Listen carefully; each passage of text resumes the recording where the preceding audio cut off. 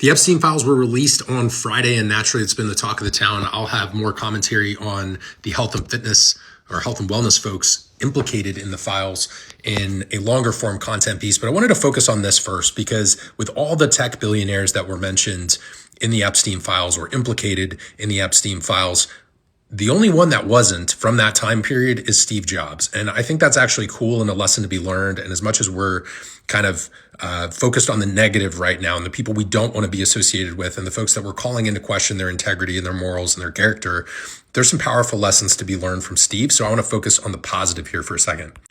Steve was ruthlessly committed to solving problems. For example, one of those problems was taking a computer the size of a shoebox and fitting it into something the size of a notebook. We now know that invention as the iPad. I'm holding an iPhone today that he was one of the main drivers and largely responsible for pushing this invention to the marketplace, bringing that to market, and the technology that we use to consume social media right now on the iPhone. And so sometimes it's okay to be the outcast. It's okay to not trade your interests or your values or your integrity to be a part of this clique or group, right? So there's so many people who just wanted to be part of this exclusive celebrity club and obviously questionable associations that we're now learning more about.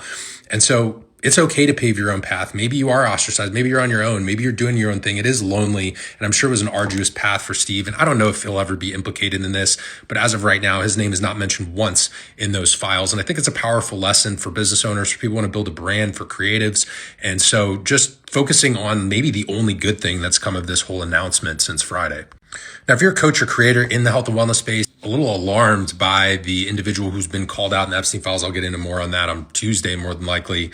I would encourage you to check out my stuff. I've got over 800 episodes of content on health optimization, longevity, many of the same topics that a certain individual is known for. And I'll just say that I don't associate over email with pedophiles. So I'd appreciate your follow. I'd love to have you as part of my community, and check out Sam Miller Science for more.